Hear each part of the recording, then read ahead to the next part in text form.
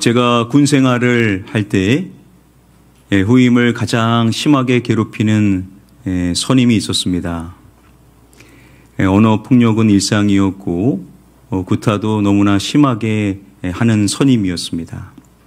나중 공식적인 자리에서 간부분들도 있는 자리에서 구타를 행해가지고 영창을 가게 되었었는데요. 근데 갔다 와도 별 차이가 있지는 않았습니다. 어느 날 그 선임에 대한 생각을 하면서 이분은 왜 이렇게 하는 걸까? 그 이유가 참 궁금해졌습니다. 그러다 그 선임하고 단둘이 작업을 하는 시간이 있었는데요. 그때 이야기를 좀 나눠보면서 그 이유가 무엇인지를 좀 알 수가 있었습니다. 이분의 생각에는요, 어떠한 생각이 너무나 강하냐면 세상이 불공평하다라는 생각이 너무나 강했습니다. 인생이 너무 불공평하다라는 겁니다. 왜 나는 가난한 부모 밑에 태어나서 아무런 혜택도 받지 못하고 공부도 하지 못하고 어려운 삶을 왜 나는 살아야 하는가? 다른 사람들과 비교를 하면서 자신의 인생이 너무 불공평하다라는 생각이 강한 것입니다. 그러다 보니까 세상을 향한 원망과 불평의 마음을 자꾸만 쏟아내는 것이었습니다. 그리고 그 원망과 불평과 또한 불만이 이 주변 사람들을 자꾸만 향하게 되는 것이었죠. 자신 안에는 이 불평, 원망, 그 모든 부정적인 감정들을 해소할 때가 있어야 됐는데 그것을 이제 후임들을 괴롭히는 것으로 에너지를 해소했었던 것이었습니다. 모든 사람들이 다 그런 것은 아니겠지만 사람의 생각 가운데 삶은 불공평하다라고 생각을 하면서 거기에 집중한 채 인생을 살게 되면 원하지 않음에도 불구하고 자신 안에서 자꾸만 불만이 터져 나오게 되고 또 불평하게 되고 또 누군가를 원망하는 이러한 부정적인 모습들이 많아지게 되더라는 것입니다. 1958년 대전시 동구대동에서 6남매 중 막내로 태어난 차인홍이라는 분이 계십니다. 이분이 2살 때 병을 앓고 난 뒤 안타깝게도 양쪽 다리를 모두 못 쓰게 되십니다. 그렇게 아픈 인생을 살아오다가 9살 때 재활원으로 가게 됩니다. 너무나 가난했었던 가정이어서 당시 무료로 운영되어지게 되는 재활원으로 아들을 보냈었던 것입니다. 어린 시절의 삶이 어떻겠습니까? 너무나 슬픈 삶이 아닐 수가 없었습니다.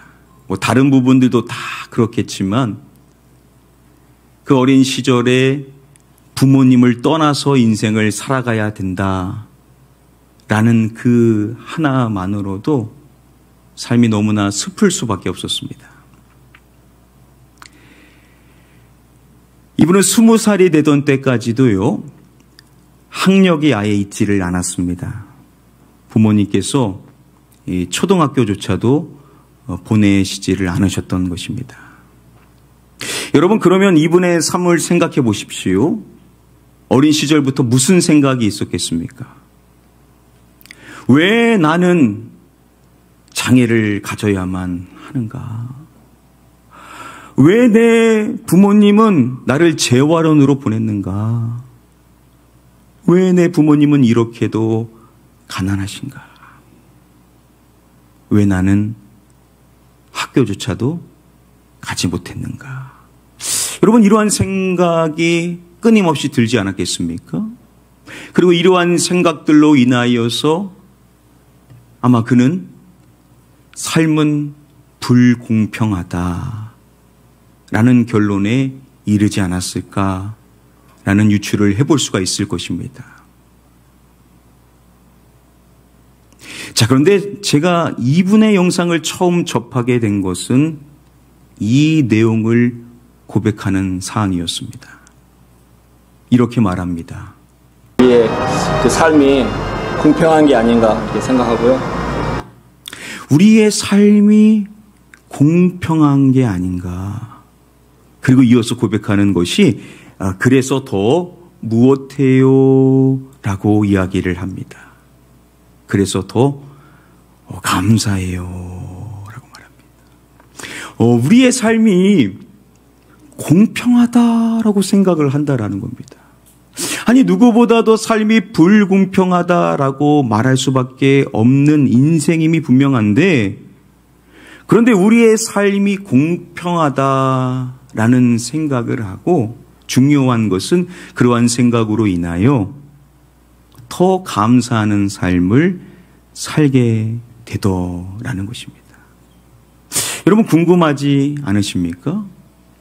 어떻게 이러한 삶의 해석과 태도를 가질 수가 있는 것일까요? 여러분, 삶은요, 다 힘들지 않습니까? 어느 누구의 삶이 다 좋고 편하고 좋은 일만 있겠습니까? 다 어려운 것들이 우리의 삶에 산재하게 되는데, 누군가는요, 그러한 삶의 아픔 속에서 삶은 불공평해, 이렇게 생각을 하면서 자신 안에서 불만을 품고 불평을 하며 남을 원망하며 인생을 살아가는 사람이 있는가 반면에, 똑같이 힘든 인생의 삶임에도 어떠한 사람은 삶에 대하여 말할 때 그래도 삶은 공평해, 이렇게 생각을 하면서 그 어려운 삶 속에서도 감사를 선택하며 살아가는 사람들도 있다라는 겁니다. 어떻게 이렇게도 다를 수가 있는 것일까요? 저와 여러분들의 삶은 어떻습니까? 이 두 삶의 모습 가운데 과연 어느 쪽에 더 가까운 삶을 살고 계신지요?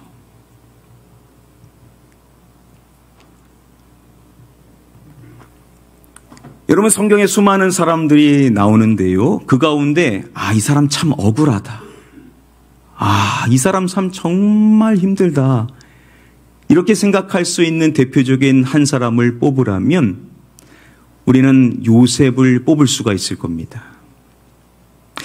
여러분, 성경의 말씀을 보면 요셉에 대하여서 이렇게 이야기를 해줍니다.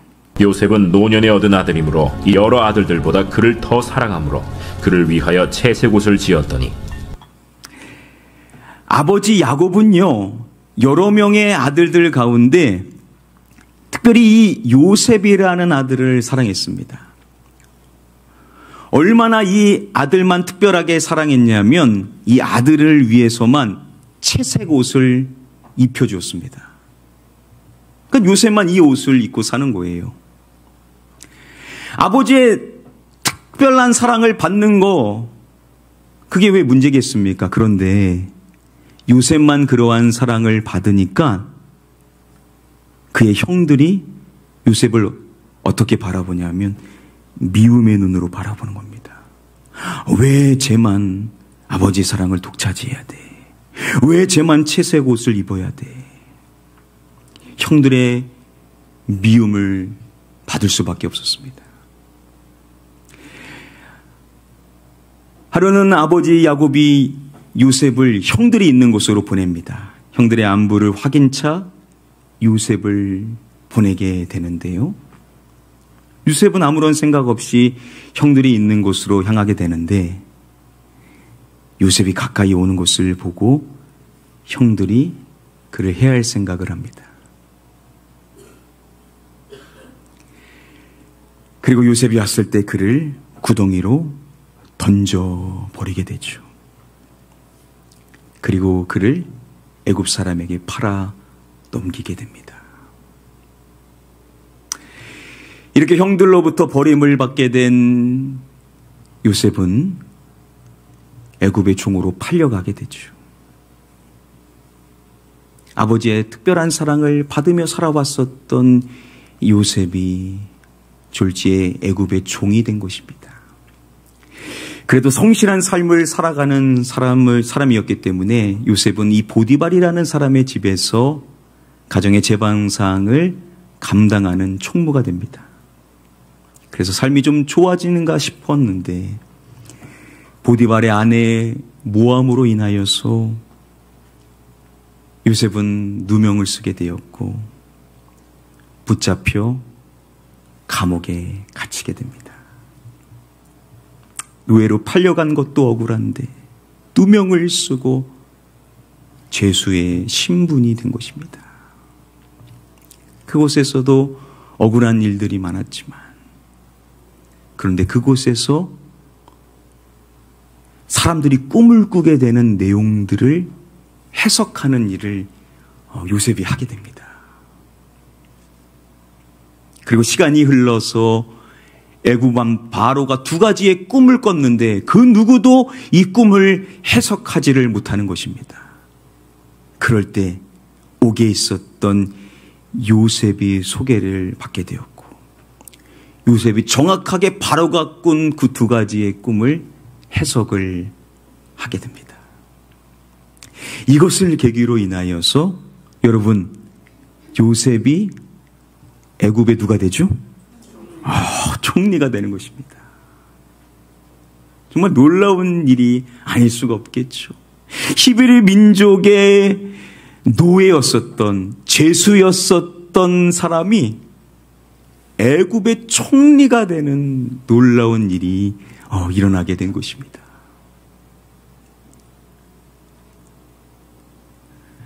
앞서서 말씀을 드렸었던 이 차인홍이라는 분이 9살 때 재활원으로 보내지게 되었다라고 했죠. 대전에 있는 재활원이었었는데 서울에서 바이올린 선생님을 하는 한 선생님이 그곳에 다른 업무차 대전 근처에 오게 되었습니다. 그런데 이야기를 듣게 된 것이 근방에 재활원이 있는데 거기에 안타까운 사연을 가진 아이들이 있다라는 소식을 듣고 그분이 그 재활원에 방문을 하게 됩니다. 우연히 방문을 이제 하게 된 것이죠. 그리고 그곳에 있는 어린이들을 보면서 자신의 재능을 이제 기부함으로써 바이올린을 가르치는 봉사를 시작하게 됩니다. 그래서 그 재활원에서 바이올린 교육이 생기게 된 겁니다. 그래서 생전 들어보지도 못했었던 이 바이올린이라는 것을 이 차인홍이라는 분이 배우기 시작하게 됩니다. 그 전까지는 할 것이 없었습니다. 가난과 장애로 힘든 인생을 살아왔었던 그 암울한 삶 속에 이 바이올린을 연주하면서 그는 큰 힘을 느끼게 됩니다. 자신이 살아가야 될 이유를 발견을 하게 된 것입니다. 그래서 열심히 이제 바이올린을 늘 연습을 하며 살아오게 되는데요. 그런데 그 재활원에서 5명의 학생을 뽑아가지고 일본으로 연수생으로 보내는 프로젝트가 있었습니다. 그때 이 차인홍이라는 분도 뽑혀가지고 연수생으로 일본으로 가게 됩니다. 거기서 이제 기술을 연마하면서 이제 사회 생활을 시작하게 된 것입니다. 그런데 그 1년이라는 기간 동안 바이올린을 손에 잡아볼 수도 없었습니다. 가져가지를 않았기 때문에 1년 동안 자신이 그렇게도 사랑했었던 바이올린을 완전히 놓게 된 것입니다. 대신 처음으로 일본에서 휠체어 스포츠를 배울 수는 있었습니다. 거기서의 기간을 마치고 다시 한국으로 돌아와서 기술을 배웠으니까는 취직을 하려고 열심히 준비를 하고 있었습니다. 그런데 어느 날 재활원에서 그를 알고 있었던 한 선생님이 오게 되었고 그를 포함하여서 재활원에서 배웠었던 바이올린을 배웠었던 학생들을 모아가지고 현악 4중주를 결성을 해줍니다. 그래서 원래는 취업을 하려고 했었는데 그분의 도움으로 인하여 다시 바이올린을 시작하게 된 겁니다.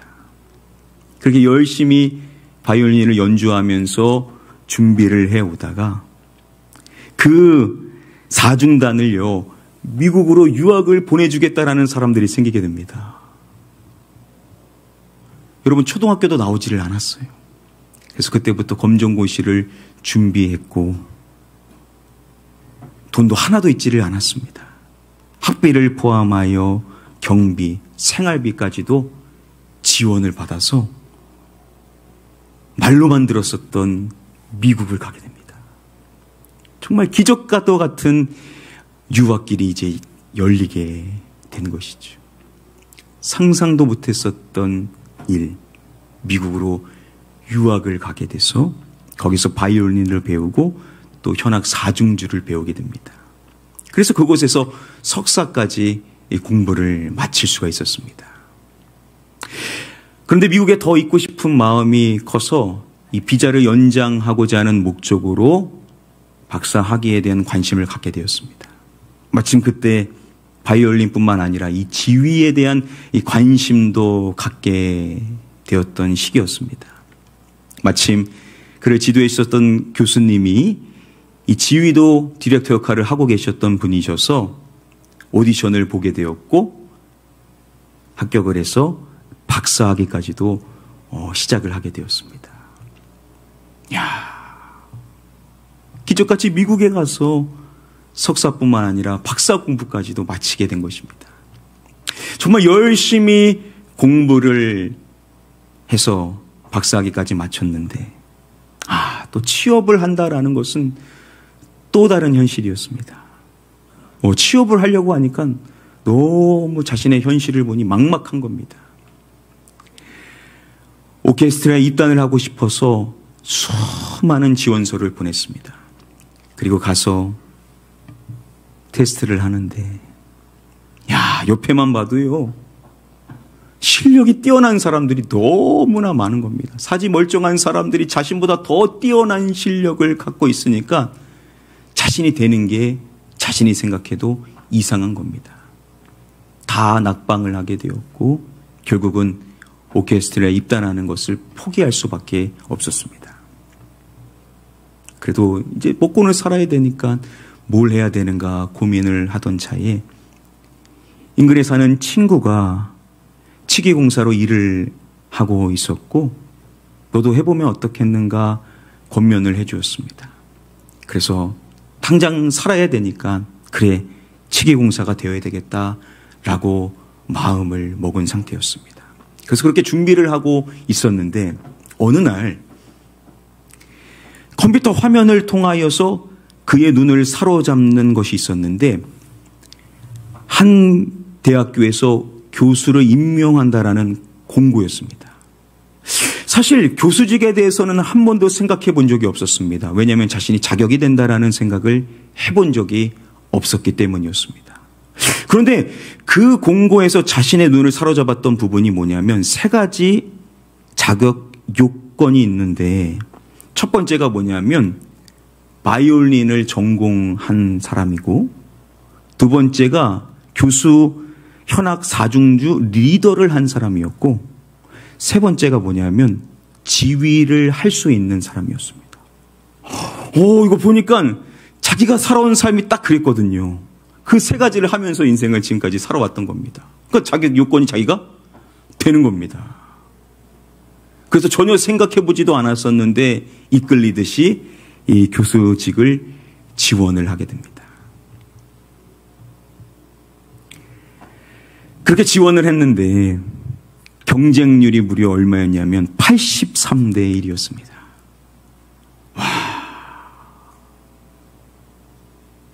정말 뛰어난 사람들이 수많은 좋은 스펙을 갖고 있는 사람들이 다 지원을 한 겁니다. 무려 7개월이라는 혹독한 그 심사의 과정을 계속해서 받아야만 했었습니다. 자신 안에 될 거라는 생각이 눈꼽만큼도 있질 않았습니다. 그래서 다른 일 알아봐야 되겠다라고 이렇게 생각을 할 수밖에 없었습니다. 자, 그런데 여러분, 결국 어떻게 됐을까요? 안 됐으면 말을 안 했겠죠. 놀랍게도 이분이요, 결국에는요, 그 교수직에 채용이 됩니다. 그래서 오하이오 라이트 주립대학교 교수가 되었고, 지금 종신교수로 일을 하고 있습니다. 한국에서 몸이 불편한 장애를 갖고 계신 분이 최초로 미국 음대의 교수가 된 이 놀라운 이야기가 알려지게 되었었습니다. 정말 상상도 못했었던 일. 이 놀라운 일이 일어나게 된 것입니다. 여러분, 요셉이 애굽의 총리가 되어서 수많은 민족의 사람들이 기근 가운데 애굽의 음식을 좀 빌려오려고 오게 되는데 누구를 마주하게 되냐면 그의 형들을 마주하게 됩니다. 형들은요, 그게 요셉이라고 꿈에도 생각을 할 수가 없었습니다. 자, 그런데 이제 형들 앞에 요셉이 자신의 신분을 딱 밝힙니다. 여러분, 그때 얼마나 그 형들이 놀랐겠습니까? 자신들이 팔아넘긴 요셉이 애굽의 총리가 돼서 자신 눈앞에 있는 겁니다. 자, 그때 여러분, 요셉이 고백하는 내용이 중요합니다. 자, 다음의 말씀 우리 함께 한 목소리로 읽어보도록 하겠습니다. 시작. 당신들이 나를 이곳에 팔았다고 해서 근심하지 마소서, 한탄하지 마소서. 하나님이 생명을 구원하시려고 나를 당신들보다 먼저 보내셨나이다. 요셉이 이렇게 말하는 겁니다. 당신들이 나를 이곳에 팔았다고 해서 근심하지 마소서, 한탄하지 마소서. 여러분, 그 총리가 자신들이 팔아넘긴 자신들의 동생 요셉이라는 사실을 알고, 여러분, 그 형들이 어땠겠습니까? 야, 이제 죽었다 우리. 얼마나 벌벌 떨었겠습니까? 그런데 요셉이 형들에게 하는 말이 뭐냐면, 당신들이 나를 이곳에 팔았다고 해서 근심하지 말라라는 겁니다. 한탄하지 말라라는 겁니다. 다시 말하면 괜찮다라는 것이죠. 여러분, 어떻게 그렇게 말할 수가 있을까요? 그가 이어서 고백하는 내용이 중요합니다. 그의 고백이 무엇입니까? 누가 나를 당신들보다 먼저 보내셨나이다 라고 고백을 하는 것입니다. 여러분, 누구를 고백하죠? 하나님을 고백하는 겁니다. 요셉이 고백하는 내용이 뭐냐면, 하나님께서 나를 당신들보다 먼저 이곳에 보내셨나이다. 여러분, 놀랍지 않습니까? 요셉에게는요, 분명한 신앙이 있었던 겁니다. 그 모든 인생의 삶 속에서 억울하고 슬프고 누구한테 하소연하기도 힘든, 정말 그 마음 안에 찌들인 상처가 될 수밖에 없었던 그 일들이 있었는데, 그런데 그럼에도 불구하고 요셉이 분명히 가졌던 신앙이 뭐냐면, 자신의 인생은 하나님의 손 안에 있다라는 것이고, 하나님은 나를 향한 분명한 계획을 갖고 계시다라는 믿음을 갖고 있었던 겁니다. 그래서 자신이 지금 이곳에 있는 것이 형들로 인하여서 이루어진 일, 그것 이전에 이미 하나님이 계획하신 일이었다라는 것을 믿음으로 고백을 하게 되더라는 것이죠. 여러분, 삶은 정말 해석이 중요한 겁니다. 믿음으로 해석함으로써 하나님의 계획 가운데 이루어진 일이기에 그 일로 인하여 염려하지 말라 라고 이야기를 해주더라는 것이죠. 여러분, 차인홍이라는 분이 보내줬었던 그 재활원의 이름이 뭐냐면 성세재활원임입니다. 이 재활원은요, 기독교 정신으로 세워진 곳이었습니다. 크리스찬이셨던 분이 설립한 곳으로서 기독교 정신으로 운영되어지는 곳이었습니다. 그래서 그곳에 들어온 아이들은 성경을 공부할 수 있었고, 거기서 하나님을 예배하는 신앙생활을 하게 되었습니다. 그래서 그가 그 제어론에서 어린 시절 신앙을 가질 수가 있었던 것입니다. 하나님이 누군지도 몰랐는데 하나님이라는 분을 그가 이제 배우게 되었던 것입니다.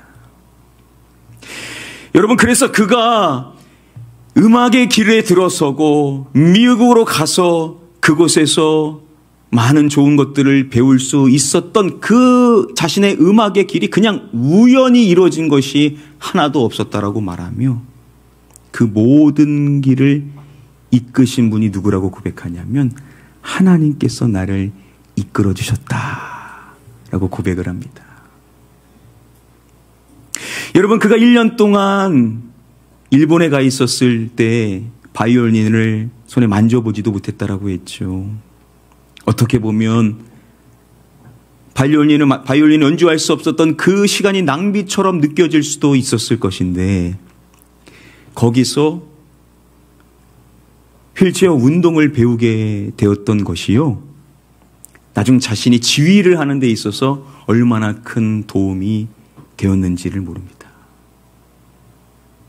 그래서 그가 고백하는 것이 그 1년이라는 시간조차도 하나님께서는 자신을 준비시켜 주셔서 자신이 음악가로서 필요한 모든 부분들을 채워주셨다라고, 하나님은 그 1년의 시간조차도 자신의 삶을 채워주시는 하나님이셨다라는 고백을 합니다.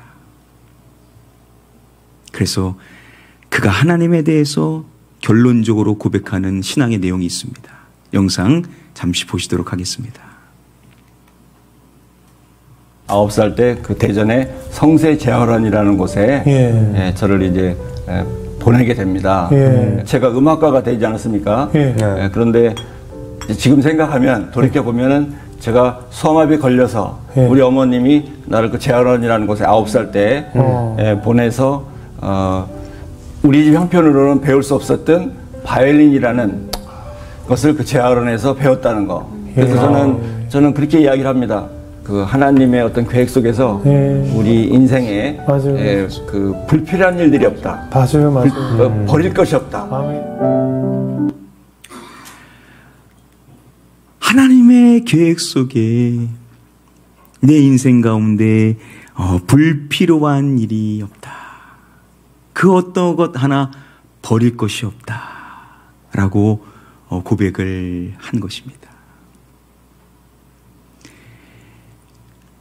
오늘 본문인 디모데전서 4장 4절의 말씀은 너무나도 귀한 말씀입니다.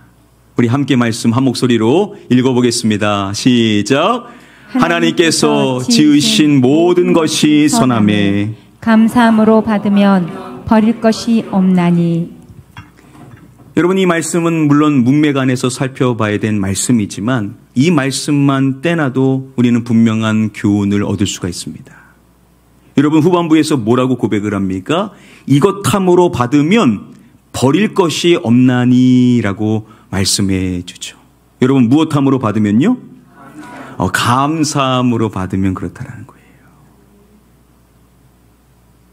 저희 신앙의 멘토 되신 목사님께서 저에게 주셨던 말씀의 가르침들을 제가 직접 받아 적은 것이 있는데 그 가운데 하나가 이것입니다. 감사함으로 받으면 버릴 것이 없다. 그래서 저는 이 디모데전서 4장 4절의 말씀이 그 어떤 말씀도 그렇지만 저에게 주시는 하나님의 음성으로 들리게 됩니다. 여러분, 다른 사람들은 그러한 일들 때문에 내가 이렇게 됐어. 그 일을 탓하고 원망하면서 한탄을 하며 인생을 사는데 어떤 사람은요, 그것조차도 결국은 감사함으로 받음으로 인해서 그것도 나의 삶의 일부다. 그것도 버릴 것이 없다라고 고백을 하는 사람들도 정말 있더라는 겁니다. 삶은 선택입니다.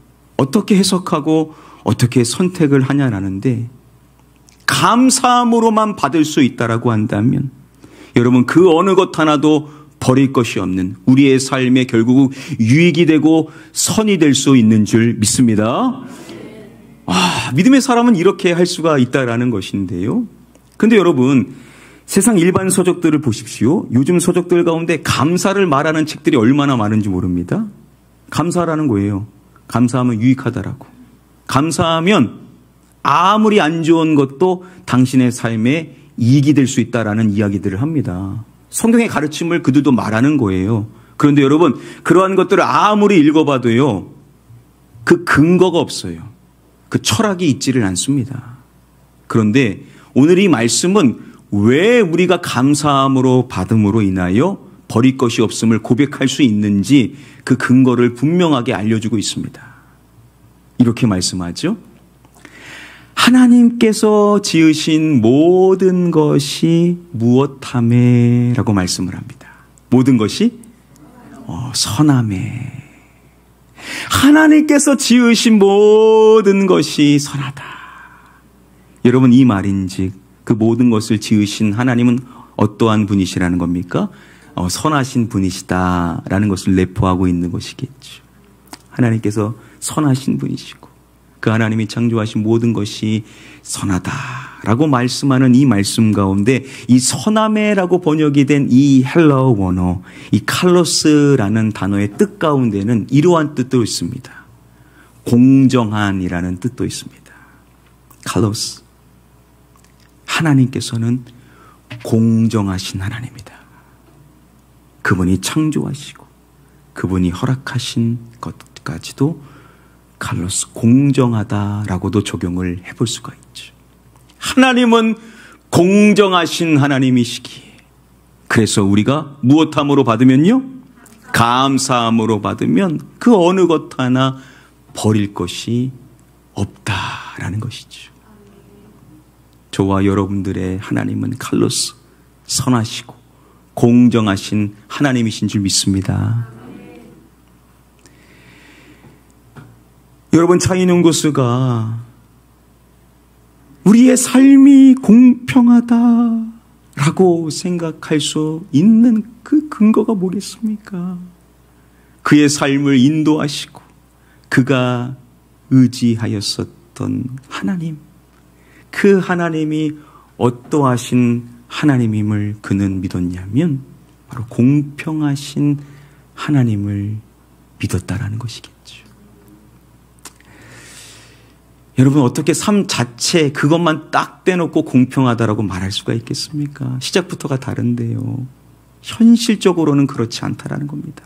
그런데 믿음의 사람이 그럼에도 삶이 공평하다라고 믿음의 해석과 고백을 할 수 있는 이유는 뭐냐? 우리를 창조하시고 우리를 부르시고 우리를 구원하신 우리의 하나님께서 어떠한 분이심을 믿기 때문이냐? 우리의 하나님이 공평하신 하나님이심을 믿기에 저와 여러분들도 우리의 삶이 공평하다라고 믿음의 고백을 할 수 있는 줄 믿습니다. 그렇게 공평하신 하나님을 믿는 사람이 선택할 수 있는 너무나 성숙한 모습이 뭐냐? 바로 감사하는 삶이라는 것이죠. 감사할 것이 하나도 없는데 삶이 너무나 고통스럽고 힘들고 눈물밖에 나지 않음에도 그럼에도 불구하고 나를 지으신 하나님이, 나를 부르신 하나님이, 나를 구원하신 하나님이 공평하시기에 나에게 허락하신 이 모든 삶 속에서도 나는 감사할 수 있습니다. 하나님 감사합니다. 이것조차도 버릴 것이 없군요. 우리는 믿음으로 고백할 수 있는 자인 줄 믿습니다.